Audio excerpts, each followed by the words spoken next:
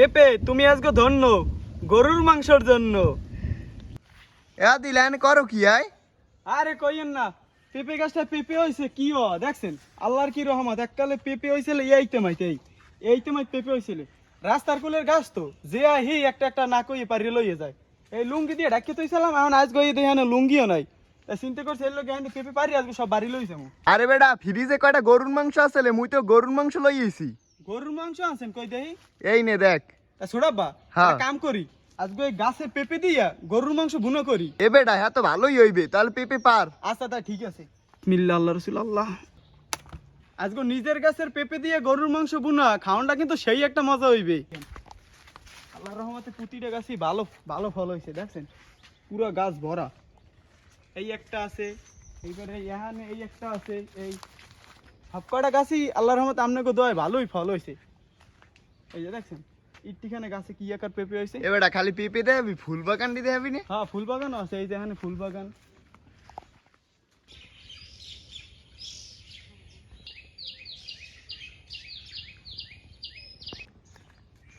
পেঁপে দিয়ে গরুর মাংস বুনা করার লাগে এখন করার মধ্যে তেল দিয়ে দেবো, রসুন বাটা, আদা বাটা, পেঁয়াজ বাটা, জিরা বাটা, ধনিয়ার গুঁড়ি,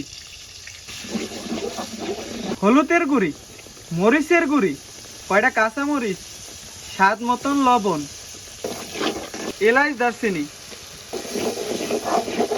মশলাটা ভালো মতন কষানোর লাগিয়ে অল্প একটু মৌ দিয়ে দেবো।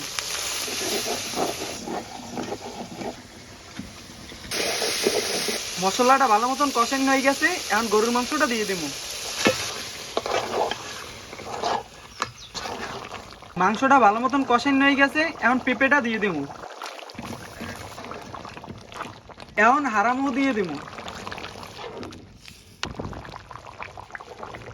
পেঁপে দিয়ে গরুর মাংস বুনো করা হয়ে গেছে, এখন উড়ে গেলাম। নিজেও গাছের পেঁপে দিয়ে গরুর মাংস বুনো করা হয়ে গেছে, এখন খাইয়ে দেয় যে কেমন হয়েছে।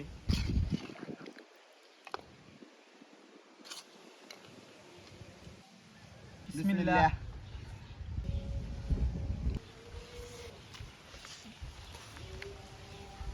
আবিল কি পেক করছো আয়? পেঁপে দিয়ে গরুর মাংস বোনা এই জীবনের প্রথম খাইতেছি, সুপার মজা লাগে বেটা। ঠিক হয়েছে ছোটা বাপ, পেঁপে দিয়ে যে এত সুন্দর গরুর মাংস বুনো হয় আজকে না খাইলে বুঝতাম না। দেখছেন মাংসটাও কত সুন্দর নরম হয়েছে এককালে।